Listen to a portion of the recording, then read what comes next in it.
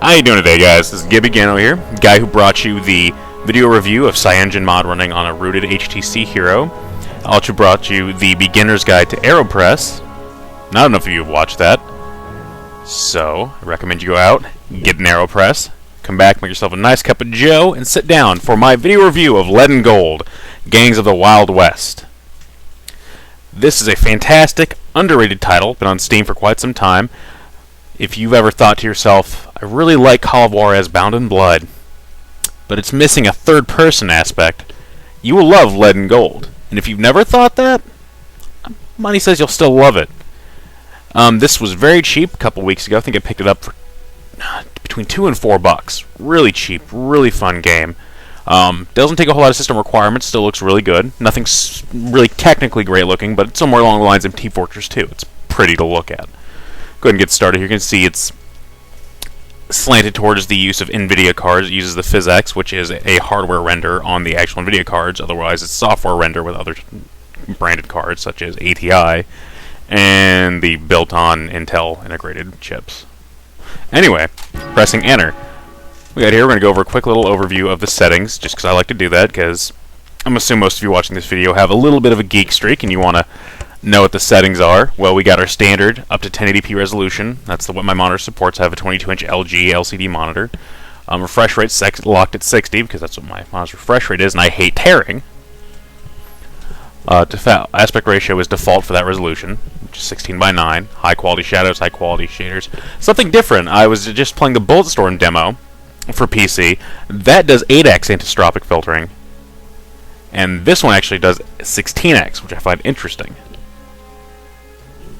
So keep that in mind. This Bulletstorm is much more technically prettier than this game. This game's still good looking.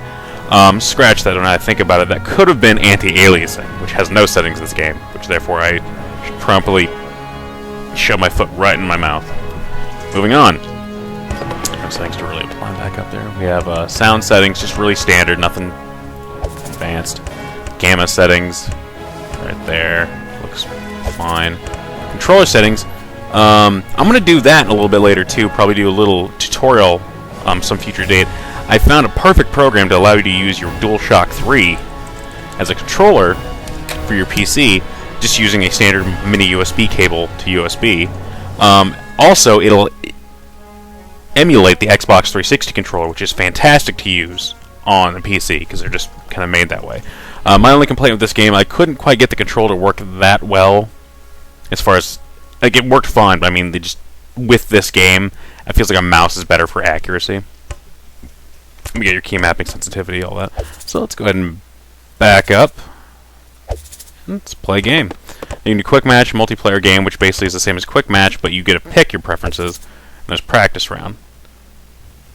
Let's go and look at a practice round. See, we've got a few different maps. Oh, we just got Harvest Hill. Okay. Guess you only get one map. Now you got four different classes. Excuse me. You got the Blaster, which is, I think he's a minor type class, but he has a sawed-off double-barreled shotgun and the Admiral revolver. The Deputy has a repeater carbine rifle with the Admiral revolver. Buffalo rifle is more like an old muzzle loader sniper rifle, I'm guessing. And the Negotiator just gets the Negotiator rifle, or the Gunslinger, excuse me. So, I prefer the Deputy because he gets you a little bit of sniping without too much of a zoom in. So let's take a look here. Just kind of give you a look around here. Running really well. I don't know if you can see that FPS counter in the corner, but with graphics maxed and fraps running, using up processing and hard drive power, I'm still getting anywhere between 44 and 55 frames per second, depending where I'm at. That's good. Fun. Take a look at this map here. It's kind of just so I can give you guys the way this looks. Can I make that jump? Oh, I didn't make the jump. Let's try again. Here's your respawn timer. Now what you do is you capture points in this a lot of time. You'll take your little flag when you spawn, and you'll run and jam it in the other enemy's point. Much like that. The only thing you have to keep in in mind is there are some game types that actually use gold, where you like collect bags of gold and basically take it back to your team's headquarters. So right here, I think I'm about to... Nothing in here. Okay.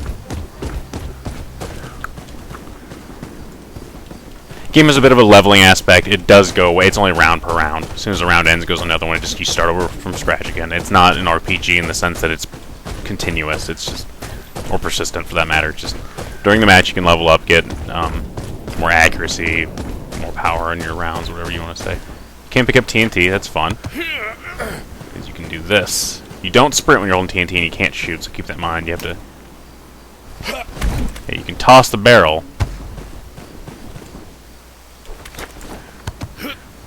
And then get your gun out quickly, but you can't hold it and shoot. So you toss the barrel there, and started it.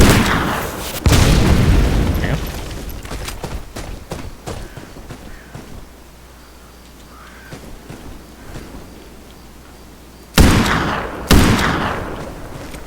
Now, if anybody has played Call of Juarez Bound in Blood, very similar feel to this.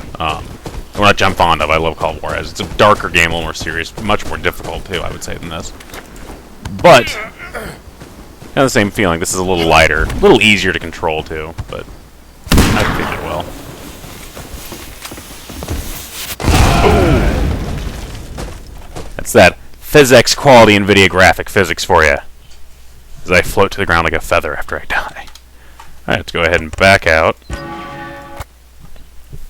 of practice. Let's actually hit quick match and join a server.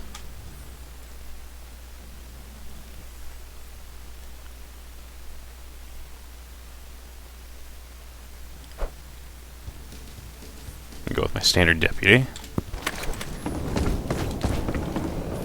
Let's see. I got some teammates. I'm on the red team.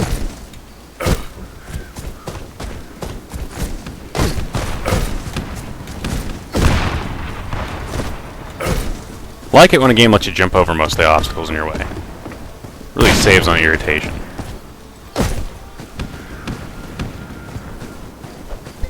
Where is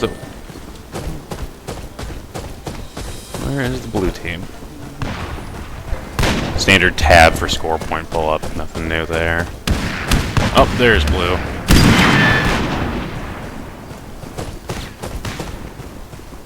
Oh, that's interesting. Oh! There's a last stand by default for everybody. You go down, you actually have time to fire back before you get dropped permanently. It can be pretty fun. It can be annoying. You can go ahead and just opt out of that and just knock yourself out, but it can mean the difference. I've been taken out a few times by guys I've dropped and then got me when I wasn't paying attention. Got a little too full of myself. So, on the rooftops now. Really nice scenery. Of course, that's standard skybox there. Nothing real impressive, but they did it well. They kind of, the thing I like is they use the rural scenery to kind of blend in with the skybox, which gives it a nice depth. Oh, there's someone. Oh, put him down, and he's out. Now I'm rank 2 for this round.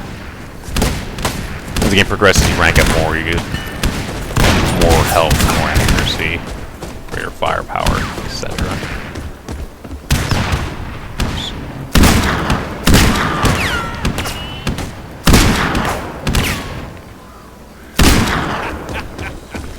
I'm doing quite well, surprisingly.